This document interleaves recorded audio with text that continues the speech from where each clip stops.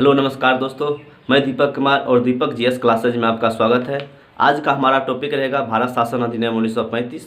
हम इससे पहले भारत शासन अधिनियम 1919 तक पढ़ चुके हैं, यानी कि राज्य व्यवस्था यानी कि पॉलिटी की उत्पत्ति से लेकर भारत शासन अधिनियम 1919 तक का क्लास अभी तक हो चुका है। अगर क्लास नहीं देखें तो पिछला वीडियो जाके आप देख ले, अच्छी तरह से समझ जाइएगा। तो आज का टॉपिक है भारत शासन अधिनियम 1935।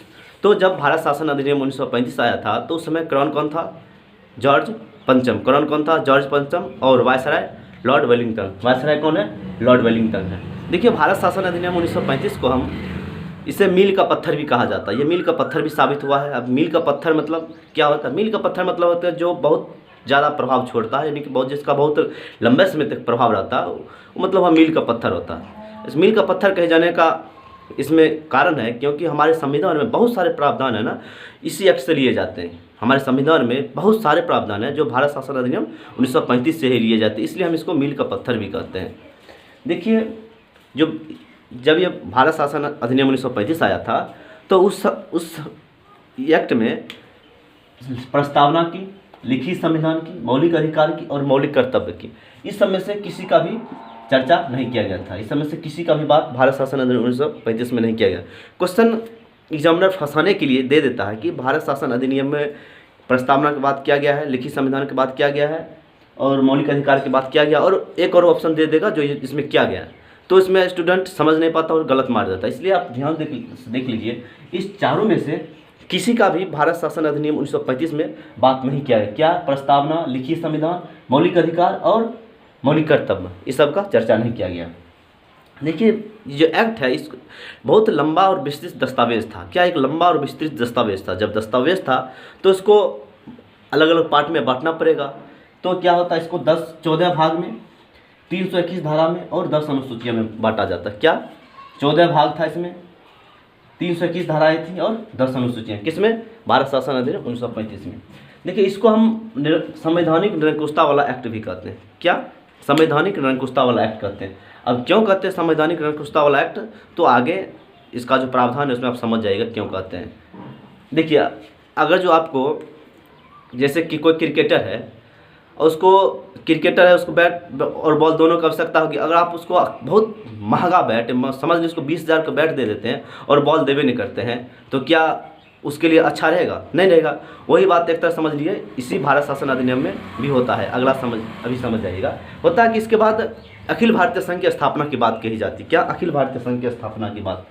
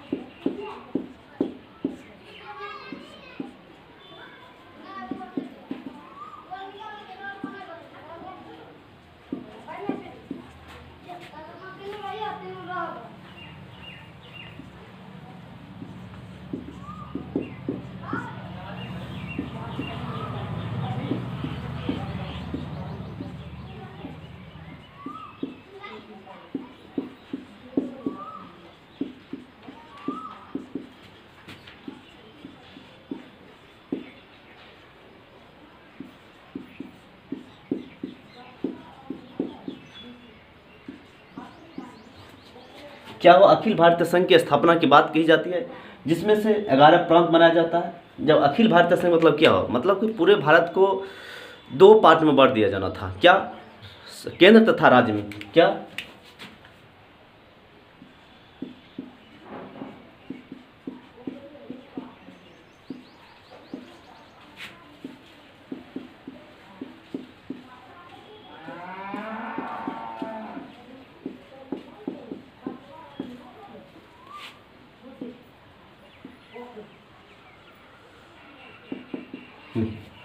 क्या? केंद्र तथा राज्य में। इसको अखिल भारतीय संघ मतलब क्या होगा? केंद्र तथा राज्य में पूरे भारत को बांटना था, जिसमें शक्ति, अब देखिए, जब केंद्र तथा राज्य में बांटिएगा तो उसको शक्ति का भी विभाजन करना पड़ेगा।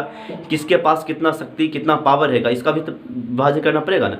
वही होता है कि इसको पहले 11 प्रांत में 6 कमिश्नरी क्षेत्र, यानी कमिश्नरी क्षेत्र मतलब समझ लीजिए यूनियन टेरेटरी। तो 6 कमिश्नरी क्षेत्र प्लस देसी रियासतों में इसको बांटा जाता है। तो होता है कि जब इसको बांटा जाता है तो इसको पहले पावर को भी इसको किसको कितना अधिकार होना चाहिए उसको भी तो बंटवारा करना पड़ेगा, यानी कि उसका लिस्ट तैयार करना पड़ेगा, सूची तैयार करना पड़ेगा। तो इसका सूची तैयार किया जाता है, पहले लिख लेते हैं। अब क्या शक्ति के विभाजन के लिए सूची यानी कि लिस्ट तैयार करना था, तो लिस्ट तैयार किया गया। क्या? संघ सूची, राज्य सूची, समवर्ती सूची और अवशिष्ट सूची। क्या? संघ सूची, राज्य सूची, समवर्ती सूची और अवशिष्ट सूची। संघ सूची में कितना विषय रखा गया था? 59। राज्य सूची में कितना? 54 विषय और समवर्ती सूची में 36 विषय रखा गया था और एक अवशिष्ट सूची बनाया गया था। तो क्वेश्चन आता है कि जब एक्ट 1935 आया तो केंद्र सूची में कितना विषय रखा गया था? 59 विषय रखा गया था। तो इसको तीनों को देख लीजिएगा। देखिए संघ सूची में जो है सूची मतलब क्या हुआ, मतलब विषय मतलब क्या हुआ? प्रावधान हुआ, यानी कानून बनने का इतना मतलब 59 चीज़ों पर अधिकार, 59 जो ऐसा विषय था जिस पे अधिकार है किसका? संघ सूची के। तो संघ सूची में किसका अधिकार था? यानी कि वायसराय का। राज्य सूची में मतलब वायसराय या केंद्र का, राज्य सूची में राज्य सरकार का और समवर्ती सूची में राज्य प्लस केंद्र सरकार का और अवशिष्ट सूची में वायसराय या केंद्र को समझिए। क्या अवशिष्ट सूची में किसका अधिकार था? कौन कानून बना सकता था? वायसराय का। केंद्र संघ सूची में वायसराय या केंद्र कानून बना सकता है। तो 4 सूची तैयार किया गया था। उसके बाद क्या हुआ? यहाँ तक तो ठीक है, 4 सूची बन गया था, लेकिन होता है क्या, ये अखिल भारतीय संघ की स्थापना के लिए चीज़ किया गया था, लेकिन अखिल भारतीय संघ बन नहीं पाता। क्या होता? लेकिन बन नहीं पाता। कारण था, देखिए क्या हुआ, केंद्र तथा राज्य में शक्ति का विभाजन करना था। उसमें क्या हुआ? 11 प्रांत बनना था, 6 कमिश्नरी क्षेत्र को शामिल करना था और देसी रियासतों को शामिल करना था। ये तीनों जब शामिल होता, देखिए ये तीनों जब शामिल होता ना, तब अखिल भारतीय संघ बनता, ठीक ना। लेकिन होता है क्या, कहा गया कि यहाँ ये तीनों शामिल होता तब अखिल भारतीय संघ बनता, लेकिन कहा गया कि ये तो ठीक है 11 प्रांत बन गया, 6 कमिश्नरी क्षेत्र बन गया, लेकिन जो देसी रियासतें हैं उसका मर्जी है। क्या? उसका मर्जी है कि वो शामिल हो या ना हो। उसको कहा गया, आप देसी रियासत जितना भी था उसको कहा गया कि आपका मर्जी है कि आप अखिल भारतीय संघ में शामिल हो सकते हैं या मर्जी है तो नहीं हो सकते, आप पे डिपेंड करता आप क्या चाहते हैं। लेकिन जब अब उसको मर्जी पे छोड़ दिया, देसी रियासतों के मर्जी पे, तो उन्होंने अखिल भारतीय संघ में शामिल होने से इनकार कर दिया। क्या? अखिल भारतीय संघ में शामिल होने से इनकार कर दिया। कौन? देसी रियासतें। कौन इनकार कर दिया? देसी रियासतें। इन्होंने बोला हम अखिल भारतीय संघ में शामिल नहीं होंगे। जब देसी रियासतें मना कर दिया तो अब अखिल भारतीय संघ बन सकता? नहीं बन सकता। यही हुआ कि अखिल भारतीय संघ तो बात की गई थी लेकिन बन नहीं पाया था। लिख रहा नीचे नहीं लिख रहा।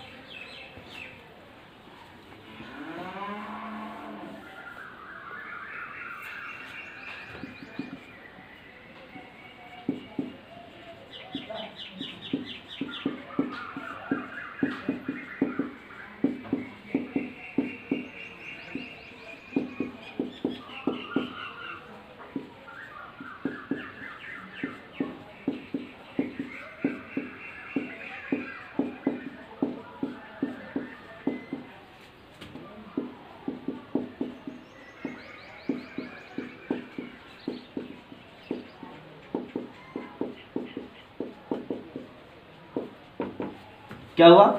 देसी रियासतों ने इसमें शामिल होने से इनकार कर दिया, जिसके कारण अखिल भारतीय संघ नहीं बन पाता है। उसके बाद इसका प्रांत के बाद क्या गया?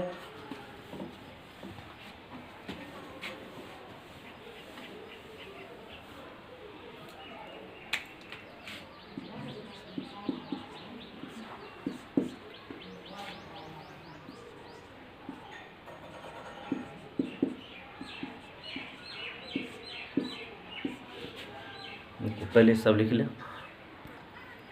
उसके बाद क्या होता है कि प्रांतों में द्वैध शासन को समाप्त कर दिया जाता है। क्या होता है? प्रांतों में द्वैध शासन को समाप्त कर दिया जाता है। देखिए 1919 के भारत शासन अधिनियम में पढ़े थे कि प्रांतों में द्वैध शासन को लागू किया जाता है। क्या? प्रांतों में द्वैध शासन को लागू किया जाता था। केंद्र में क्या होता? केंद्र में द्विसंधात्मक व्यवस्था आई थी और प्रांत में द्वैध शासन आया था। लेकिन अब क्या होता है कि 1935 के एक्ट में कि प्रांत में द्वैध शासन को समाप्त कर दिया जाता है। उसके बाद हुआ कि भारत परिषद का अंत हो जाता है, यानी कि भारत परिषद को भी समाप्त कर दिया जाता। भारत परिषद कब आया था? याद होगा 1858 में। कब?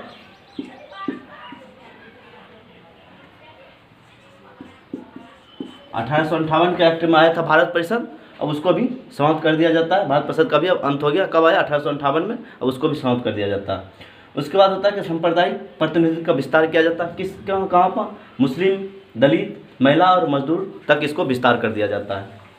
उसके बाद कि देश की मुद्रा और साख पर नियंत्रण के लिए आरबीआई की स्थापना किया जाता है। क्या, मुद्रा और साख पर नियंत्रण के लिए क्या होता है, आरबीआई की स्थापना होती है। देखिए एक्ट कब आया आरबीआई के लिए, 1934 में। एक्ट कब आया, 1934 में।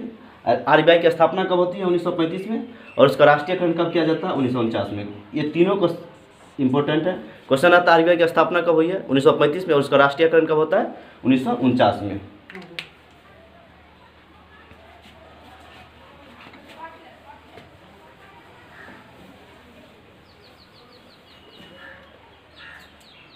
उसके बाद होता है प्रांतों में लोकसेवा आयोग की स्थापना की बात की गई। कितना नंबर था यार,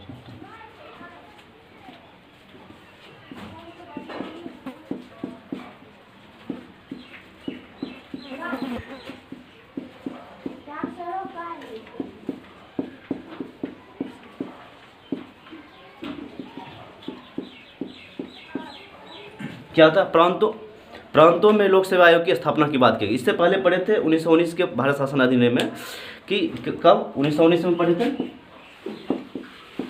किस चीज़ का, यूपीएससी, ली आयोग के द्वारा हम पढ़े थे 1919 में। ली आयोग के सिफारिश पर यूपीएससी की स्थापना की गई थी केंद्र लेवल पर। लेकिन अब क्या होता है कि प्रांतों के लिए अब केंद्र लेवल पर तो बना दिया गया, बल्कि प्रांत को भी अपना अपना विषय दे दिया गया था। अब उसके लिए भी तो लोक सेवा आयोग की स्थापना होनी चाहिए। तो प्रांतों में लोक सेवा आयोग की स्थापना की बात की जाती है कब, 1935 में ही,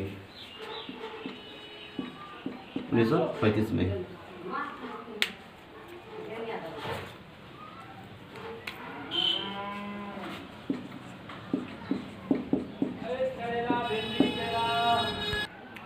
और तो संघीय न्यायालय का प्रावधान किया गया था।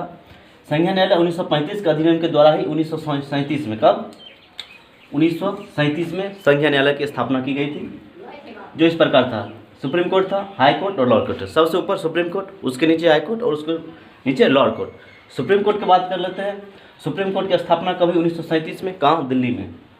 प्रथम CJI chief justice of India कौन था, सर मरियम गोयरियर। कौन था, सर मरियम गोयरियर था, और 2 अन्य न्यायाधीश थे उसके बाद इसका एज लिमिट भी किया गया था, कितने साल, 65।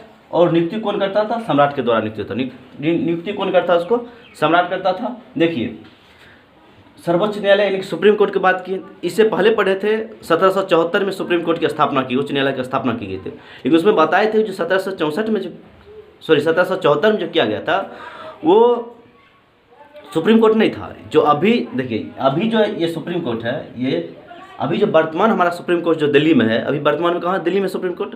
तो अभी जो वर्तमान हमारा सुप्रीम कोर्ट है वो 1935 के अधिनियम के द्वारा ही बना है, ठीक है ना। लेकिन उस समय जो 1774 में सुप्रीम कोर्ट बना था वो सुप्रीम कोर्ट नहीं था, वो एक सुप्रीम कोर्ट नाम दिया था, लेकिन एक लोअर कोर्ट की तरह काम करता था। क्या, लोअर कोर्ट की तरह काम करता। लेकिन अभी जो हमारा वर्तमान सुप्रीम कोर्ट है वो 1935 के भारत शासन अधिनियम के द्वारा ही बना है, जिसका स्थापना कब हुआ, 1937 में। और एज लिमिट कितना किया गया था उसमें, 65 वर्ष। और नियुक्ति उस समय नियुक्ति किया जाता था, कौन करता था, सम्राट। वैसे नियुक्ति कौन करता था, सम्राट। और प्रथम सीजीआई कौन था, सर मोरियस गोयरियर। और 2 अन्य को भी इसमें, मतलब 2 अन्य को भी, मतलब मुख्य न्यायाधीश एक था और 2 अन्य न्यायाधीश थे, 2 अन्य न्यायाधीश थे। उसके बाद क्या कि बरार को मध्य प्रांत में मिला दिया गया था। क्या,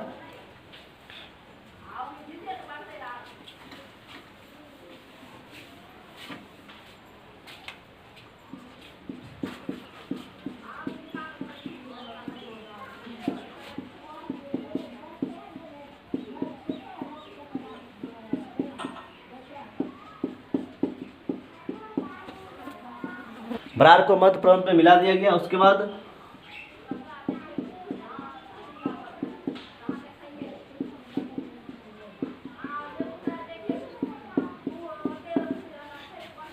बरार को तो मध्य प्रांत में दिया गया, लेकिन मताधिकार था उसको विस्तार किया गया। कितना, 10% तक उसको विस्तार किया गया था। जो देखिए पहले भी मताधिकार का नियम था, मताधिकार लोग मत कर सकता था, लेकिन सीमित और प्रत्यक्ष। 1919 में क्या हुआ, 1909 में अप्रत्यक्ष था, लेकिन 1919 में क्या हुआ, सीमित लेकिन प्रत्यक्ष था। कौन कौन, जो कर दे सकता हो, संपत्ति जिसके पास हो, और तीसरा जिसके पास शिक्षा हो, ये सब हो वही मताधिकार इनकी वोटिंग कर सकता है। लेकिन अब क्या हुआ, उसको थोड़ा बढ़ा दिया गया, पूरा नहीं लेकिन थोड़ा, मतलब 10% टोटल जनसंख्या का 10% मताधिकार को बढ़ा दिया गया था। उसके बाद क्या होता है, केंद्रीय विधानमंडल में सदस्यों की संख्या को बढ़ा दिया जाता है। क्या, केंद्रीय विधानमंडल में सदस्यों की संख्या को बढ़ाया जाता है। अब क्या हो, केंद्रीय विधानमंडल में सदस्यों की संख्या को बढ़ाया गया, कितना कर दिया गया, राज्यसभा में 260 और लोकसभा में 375। लेकिन इससे पहले कितना था, 60 राज्यसभा में और लोकसभा में कितना था, 144। पहले कितना था, 60 राज्यसभा में और लोकसभा में 144, लेकिन अब राज्यसभा में 260 कर दिया गया और लोकसभा में 375 कर दिया गया।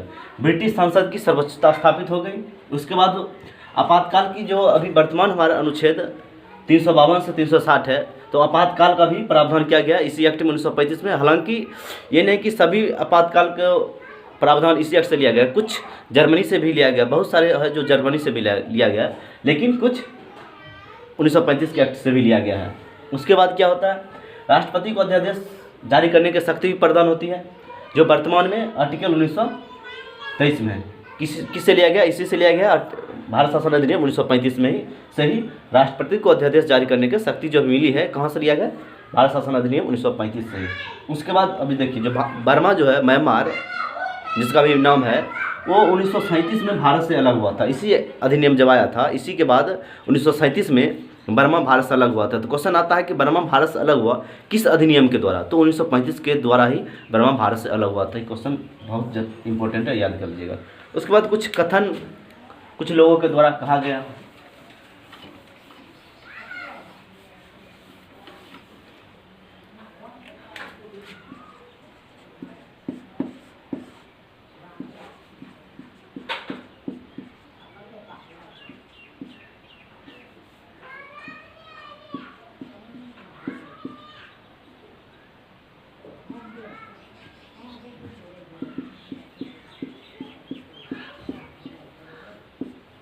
यह अनेक ब्रेकों वाली इंजन रहित गाड़ी है।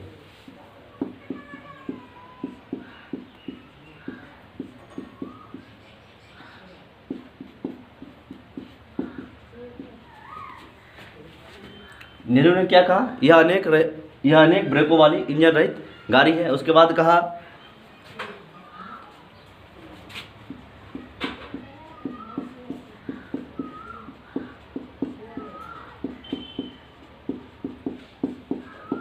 दास्ता का न्यायाधिकार पत्र, और एक बोले थे मदन मोहन मालवीय।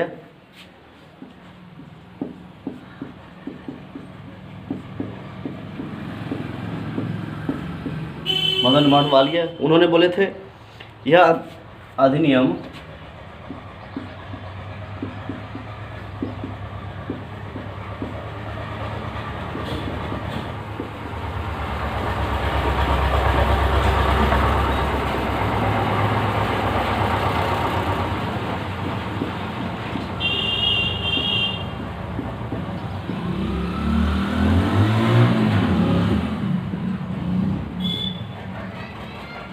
देखिए, इस अधिनियम के 1835 के अधिनियम से ये 3 कथन निकल के भी आता है।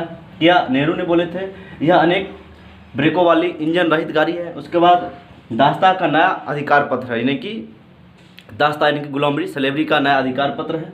और मदन मोहन मालवीय ने बोले थे, यह अधिनियम ऊपर से संवैधानिक है लेकिन अंदर से खोखला है। क्या बोले थे, ऊपर से संवैधानिक है लेकिन अंदर से खोखला है।